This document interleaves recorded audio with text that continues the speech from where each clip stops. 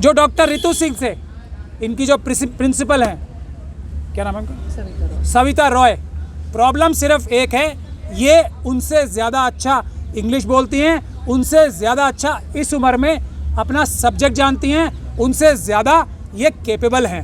ये बुनियादी तौर पे परेशानी है उनको। और डॉक्टर रितु सिंह का केस इनका अकेला केस नहीं है, ये मिसाल बनेगा कि इस तरीके से शेड्यूल कास्ट महिला के साथ जो ब्रिलियंट है, जो किसी भी अपने समकालीन और समकक्षीय टीचर से अपने फील्ड में ज़्यादा अच्छी है, उसको किस तरीके से एकलव्य की तरह उसका अंगूठा काटा जाता है, ये आज की एकलव्य हैं।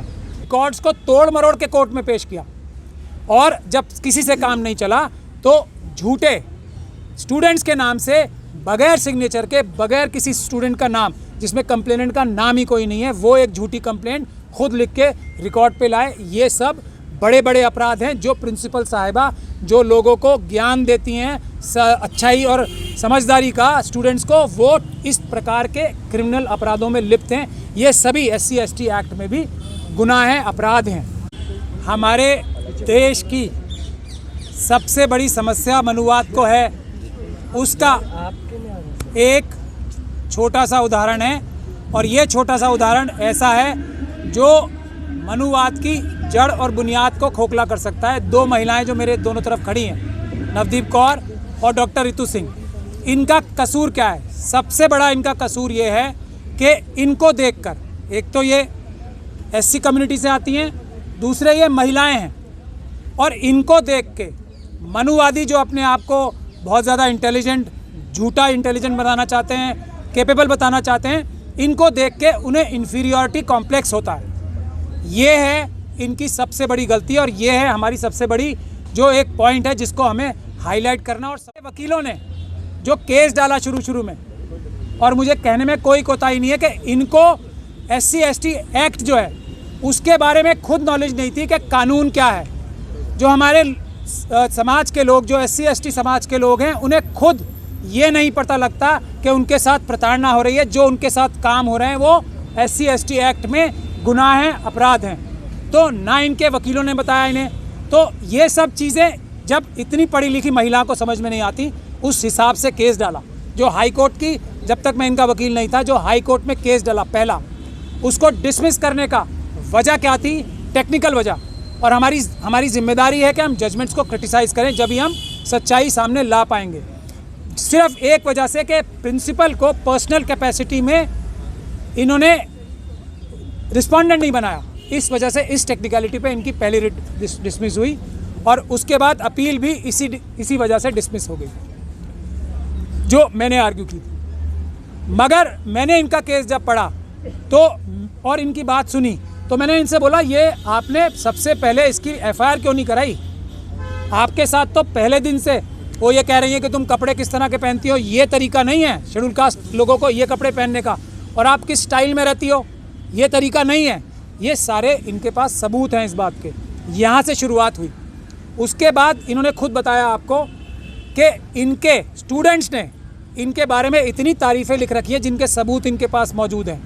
तो उसको नकारने के लिए झूठे दस्तावेज फोर्ज किए प्रिंसिपल ने और उनके साथियों ने, जो दूसरे उनके साथ जो लेक्चरर्स थी उनकी, उन्होंने रिकॉर्ड जो हैं फोर्ज किए, रिकॉर्ड्स को तोड़ मरोड़ के कोर्ट में पेश किया और जब किसी से काम नहीं चला तो झूठे स्टूडेंट्स के नाम से, बगैर सिग्नेचर के, बगैर किसी स्टूडेंट का नाम, जिसमें कंप्लेनेंट का नाम ही कोई नहीं है, वो एक झूठी कंप्लेंट खुद लिख के रिकॉर्ड पे लाए। ये सब बड़े बड़े अपराध हैं जो प्रिंसिपल साहिबा जो लोगों को ज्ञान देती हैं अच्छाई और समझदारी का स्टूडेंट्स को, वो इस प्रकार के क्रिमिनल अपराधों में लिप्त हैं। ये सभी SC ST एक्ट में भी गुनाह हैं, अपराध हैं। झूठे दस्तावेज कोर्ट में पेश करना अपने आप में एक बड़ा अपराध है, ये भी अपराध उन्होंने किया है। ये बातें इनको के SC ST होने की वजह से इनको प्रताड़ित किया जा रहा है। यदि ये बात मैं कहूँ तो शायद गलत होगी, ये बात ये खुद कहें तो शायद गलत होगी, इनके साथ जितने लोग खड़े हैं वो ये बात को कहें तब भी गलत हो सकती है। लेकिन इनकी चेयरमैन, जो मैनेजिंग कमेटी की दौलत राम कॉलेज की चेयरमैन है, उन्होंने ये बात रिटर्न में दी है कि इनके साथ इसलिए प्रताड़ना हो रही है।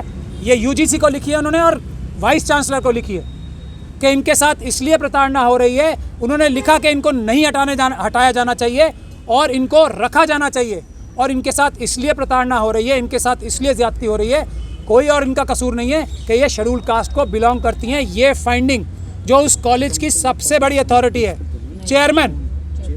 चेयरमैन ने ये बात अपनी ऑफिशियल मीटिंग करके और ये फाइंडिंग दी है। अब बताइए, किसी कोर्ट को, किसी अदालत को, किसी इंसान को इस बात में शक होना चाहिए?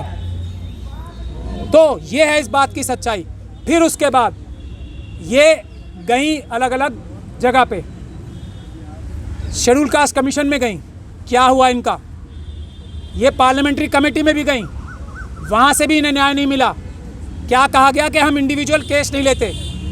कलेक्टिव केस की हालत देश में ये है कि किसी भी शेड्यूल कास्ट, शेड्यूल ट्राइब को, अभी बता रही थी ये और हम सब जानते हैं कि इतनी सारी सीटें खाली पड़ी हैं, रोज़ प्रताड़ना हो रही है, एक केस में सज़ा नहीं होती है, रोज़ धमकाया जाता है, रोज़ रेप्स हो रहे हैं शेड्यूल कास्ट कम्युनिटी के साथ, शेड्यूल ट्राइब। ये तो कलेक्टिव पार्लियामेंट्री कमेटी का काम है, इंडिविजुअल काम हम नहीं करते, इंडिविजुअल करते नहीं, कलेक्टिव हो नहीं रहा उनसे, तो किस लिए बैठे हैं? ये है हमारी समाज की, हमारे सिस्टम की कमी। डॉक्टर रितु सिंह का केस इनका अकेला केस नहीं है, ये मिसाल बनेगा कि इस तरीके से शेड्यूल कास्ट महिला के साथ जो ब्रिलियंट है, जो किसी भी अपने समकालीन और समकक्षीय टीचर से अपने फील्ड में ज़्यादा अच्छी है, उसको किस तरीके से एकलव्य की तरह उसका अंगूठा काटा जाता है। ये आज की एकलव्य हैं, जिनको पकड़ के उनका अंगूठा काटने की नहीं, उनकी हाथ और गर्दन काटने की कोशिश ये मनुवादी समाज कर रहा है। इसलिए हमें इसके लिए लड़ना पड़ेगा। अब सुनिए कि एफआईआर आप सब लोगों ने 2 अप्रैल 2018 को जो प्रदर्शन किया था, जो सरकार को दिखाया था, सुप्रीम कोर्ट को उसके बाद अपना कोर्स करेक्शन करना पड़ा था और अपनी पहली जजमेंट का क्रिटिसिज्म करना पड़ा था बहुत ज़बरदस्त, और 18A सेक्शन आया था।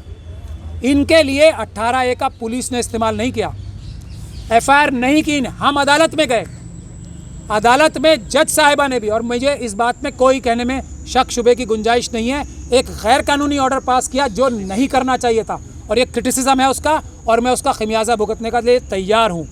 वो जजमेंट एक ऐसी जजमेंट थी कि जो इनकी एफआईआर नहीं करने की जजमेंट है, कि उससे बेकार इलीगल जजमेंट कोई नहीं हो सकती। और मेरे ख्याल से अब वो समय आ गया है कि हमें जो जज साहिबान हैं उनके खिलाफ भी सेक्शन 4 का इस्तेमाल करना पड़ेगा, वो कोई इससे ऊपर नहीं है, क्योंकि इस प्रकार की बेईमानी जिस तरीके से जजमेंट्स में नज़र आती है वो ज़्यादा दिन नहीं चल पाएगी। उसके लिए ज़रूरत हमारी है। हमारे लोग कोर्ट के ऊपर विश्वास करते हैं, बहुत ज़्यादा करना चाहिए विश्वास, लेकिन कोर्ट जो है, हमारे 4 सुप्रीम कोर्ट के जज सड़क पे आके कह चुके हैं हमारी मदद करो। ये जो कॉम्प्रोमाइज सिस्टम है, जुडिशल सिस्टम भी, वो खुद अपने आप में इतना शर्मिंदा है कि 4 सुप्रीम कोर्ट जजेस आके कह चुके हैं कि पब्लिक हमारी मदद करे। तो कोर्ट से हमें उम्मीद करनी चाहिए मुश्किल से 10%। जो हमारा दूसरा संवैधानिक रास्ता है पीसफुल प्रोटेस्ट, वो हमें 90% कामयाबी दिलाएगा। कोर्ट भी जब ही फैसले करेंगे जब उन्हें पता रहेगा।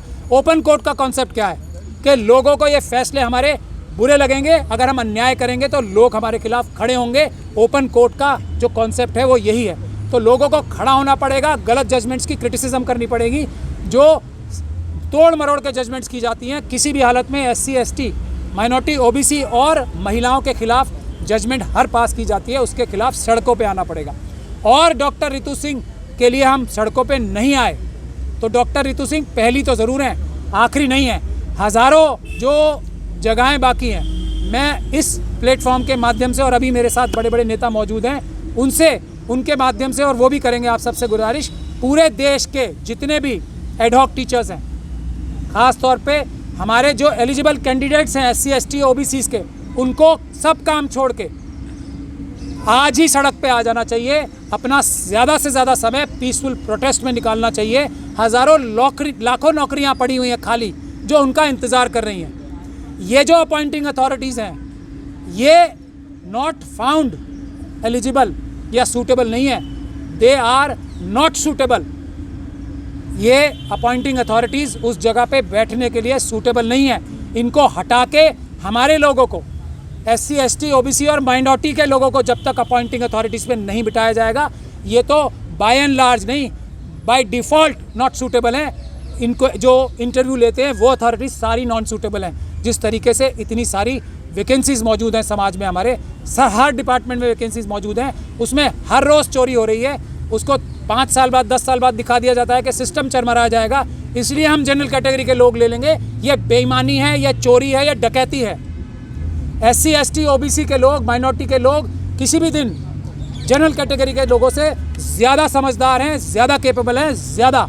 और ये डिबेट का विषय नहीं है। हमारे देश की जो स्थिति है आज, वो इसीलिए कि 90% सीटों पर इनकॉम्पिटेंट लोग बैठे हैं। आप सबको पता है जनरल कैटेगरी के लोग बैठे हैं। रिजल्ट क्या है? हमारा देश ह्यूमन इंडाइस पे जो वर्ल्ड की सारी जितने सर्वे आते हैं 150 200 में से 170 180 क्यों जाता है? क्योंकि 90% इनकॉम्पिटेंट लोग हर जगह बैठे हैं, और जो 80 85 87% लोग कॉम्पिटेंट हैं उन्हें सही जगहों पे नहीं जाने दिया जा रहा। बस मुझे इतना ही कहना था। उसके बाद अगर आपको कोई सवाल पूछना हो इस केस के बारे में तो वो पूछ लीजिएगा। अब आप बाकी लोगों से गुफ्तगू